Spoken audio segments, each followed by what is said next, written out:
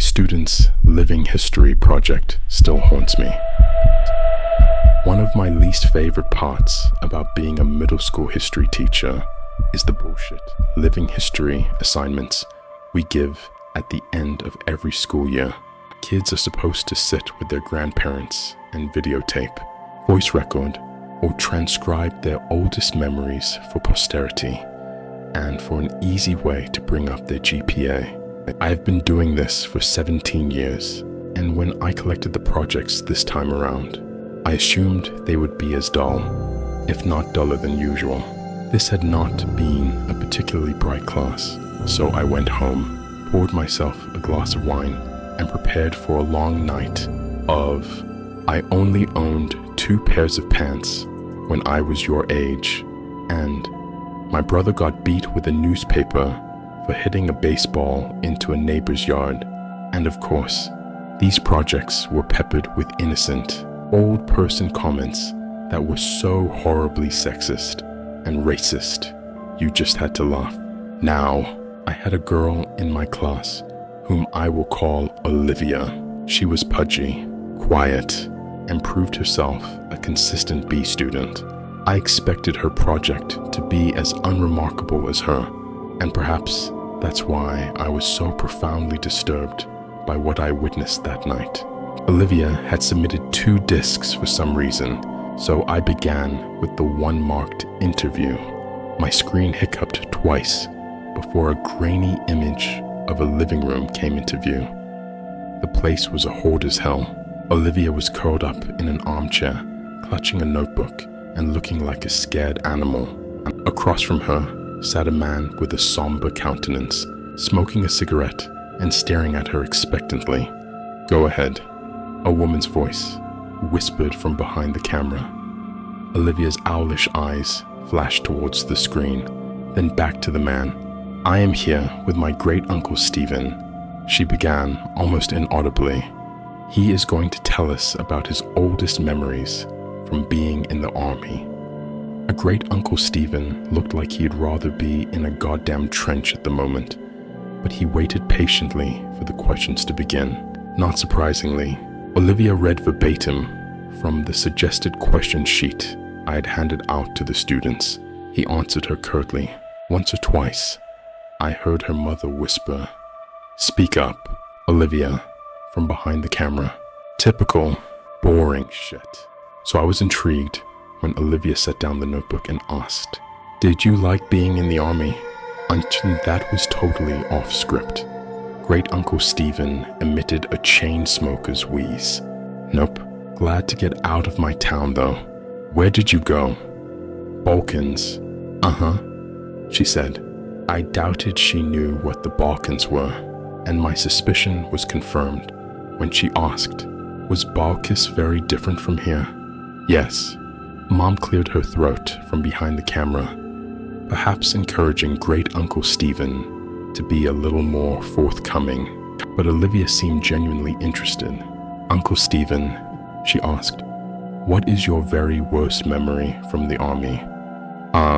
The old man crushed his cigarette in the ashtray and then slowly lifted himself out of his chair. "I'll be back," he mumbled. The camera cut off. When the screen flashed back on, everything was the same, except great-uncle Stephen had several pieces of paper in plastic sleeves laid atop all the crap sitting on his coffee table. One he held in his hand. "I was a kid when I enlisted," he said, looking at Olivia. "Your brother's age," he told her. Olivia nodded. "I never saw combat. Both of my deployments were to cities in Eastern Europe that had been destroyed by civil wars. Everything was a mess. I felt like a janitor for fuck's sake." "Ahem," Mom coughed. Great-uncle Stephen sighed and looked at his paper. "My unit was assigned to a school that had been obliterated by all the violence. Broken windows, caved-in rooms, and for some reason, the part that got to me the most was that the school had been like this for years before we got there. No one had lifted a finger to fix it. I saw kids walk by it on their way to go beg for money or whatever shit they did. The camera dipped towards the floor as I heard Mom whisper harshly at Great Uncle Stephen. I couldn't make out what she was saying, but it wasn't hard to imagine. Do you want to hear this goddamn story or not? I heard him bark in response. Then you better let me tell it how I want. Mom, Olivia chimed. Please stop interrupting. Are you presenting this in front of the class? No. Mom, we're just handing it in to the teacher. I'm sure he's heard the word shit before. Great Uncle Stephen contributed helpfully. I wasn't a he, as a matter of fact, but other than that, the statement was accurate. The camera was lifted, and after a couple of blurry focus adjustments, the shot was the same as before. I'm talking too much anyway, he grumbled. He lifted the piece of paper in his hand close to his face. In the basement, I found this letter. I didn't know what it said, but I had a buddy of mine translate it. So I'm gonna read it now, and then I'll tell you what I saw in that basement. A chill ran down my spine. Mom zoomed in to Great Uncle Stephen and his letter. His palsied hands trembled as he held up the paper. This is what he read. Dear Sir, I never loved my country. So many of these skirmishes are born from patriotism, a power struggle for the shards of a once great empire. But I do not care what name my home has on a map. This fighting is senseless, and I stay as far away from it as I can. It was not these attacks and disorganized violence that took the lives of my wife and child. It was illness. Mercifully, it happened quickly for the baby. Nadia suffered for longer. I watched in horror, knowing I could do nothing for them. My only solace is that I was there for them every step of the way. I stopped going to work one day, and no one came after me. I doubt they noticed I was gone, since the school was simply across a field, visible from my window. It would have been easy to go for a few hours each day and come home quickly to care for them. But what was the point? All I did was clean floors. I was as useless to the world as I was to my family. I tried to take Nadia to the hospital, but the journey was too long and taxing. I brought her home, and she died that night. After Nadia and the baby were gone, well, I don't remember much. I didn't leave my hovel, barely ate and slept, thought many times of taking my own life. Tempting though it was, I felt paralyzed by my own helplessness. The one thing that kept me sane was my radio. I never turned it off once, even though I didn't listen to the words being said. In fact, the channel I got the clearest was in English, I think, which I don't speak a lick of. But the voices, the music, and the true knowledge that life existed beyond this violent city sustained me. I have no idea how long passed before I saw the light of day again. I was dizzy from hunger, so finding food was my priority. My radio came with me. Of course, since I first holed myself up, it has gone everywhere with me. It talks to me as I sleep and as I wake. I don't know what it's saying, but I know I would die without it. Once I had some water and food, it occurred to me that the only thing left to do was go back to work. So I did. The following morning, I simply returned to the school where I was a janitor and got back to work.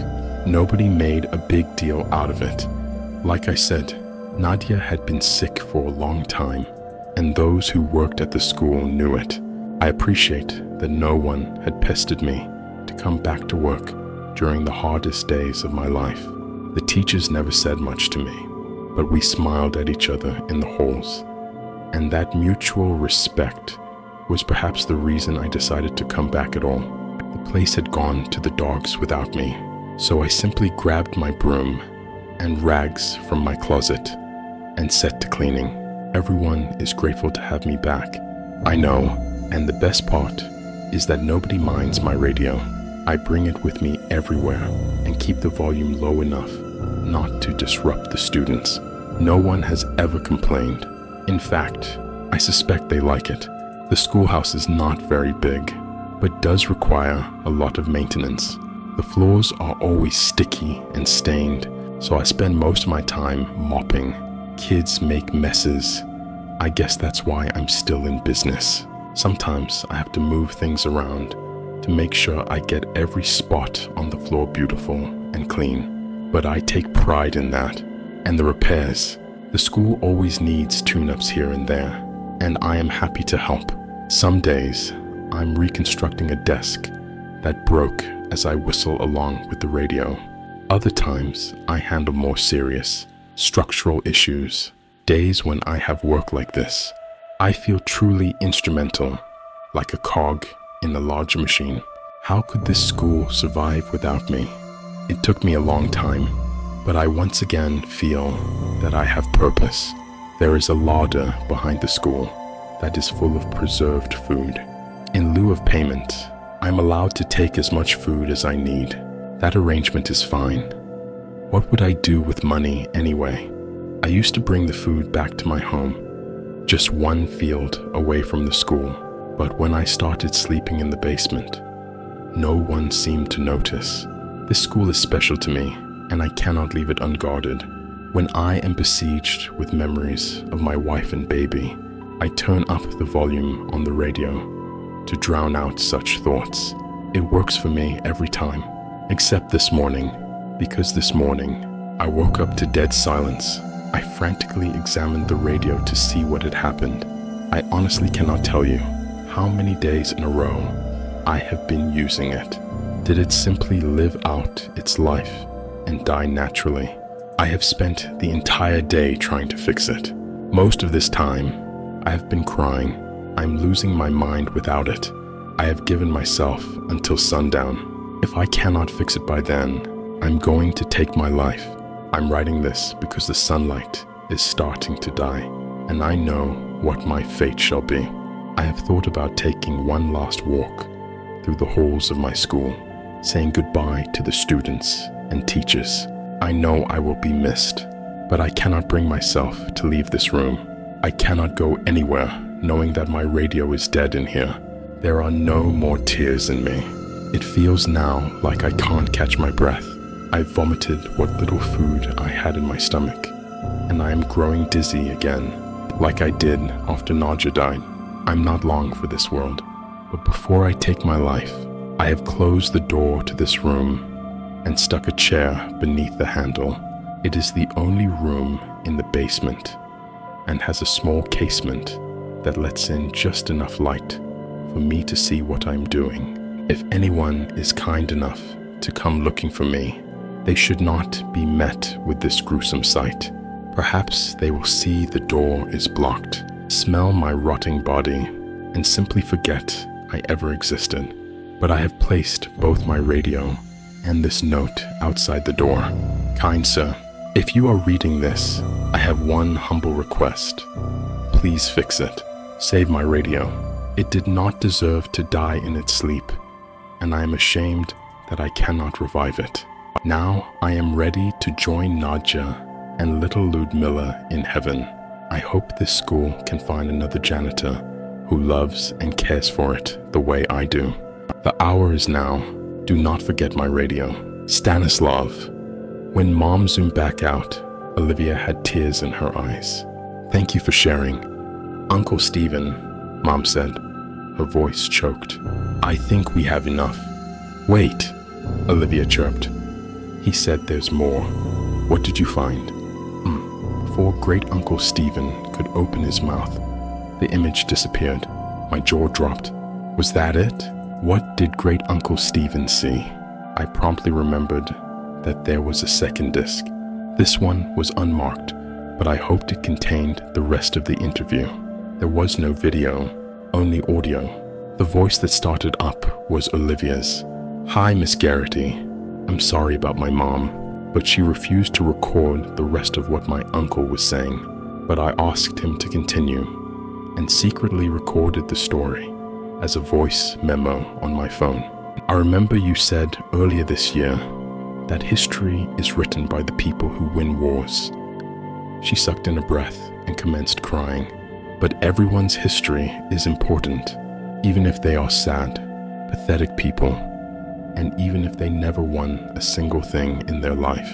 I haven't slept through the night since I finished this project, but you have to hear what my uncle has to say. There were tears in my eyes. Too, the sincerity of her words was beautiful. I was also flattered that she had remembered some trite phrase I threw around because it was what my history teacher said to me. Before I got too sappy over it, the audio began again. "Fine," came Mom's frustrated voice. "If you want to hear the rest of the story, fine, but this is not appropriate for a school project. Let me finish," Great Uncle Stephen snapped. "If it's too much for you, help yourself to a snack in the kitchen, but Olivia wants to know what happened." I heard her mother mumble something and walk away. Olivia and her uncle were alone. I imagined her looking at him expectantly. "So did you find the radio? Or did it get ruined when the school got blown up?" He rasped, and I heard the distinct click of a lighter. "That letter," he began slowly, "had a date on it." "What date?" she inquired hungrily. "It was dated 2 weeks before we started rebuilding the school." "Didn't you say the school had been destroyed like 2 years ago?" "Yes," replied Great Uncle Stephen. "It had been." There was silence as I felt goosebumps on my arms. The images that came to my mind were almost too overwhelming to express, but Great Uncle Stephen put them into words effortlessly.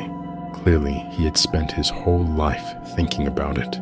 This man, this Stanislav, went to a vandalized, falling apart schoolhouse and cleaned up blood and rubble like it was spilled drinks and dust.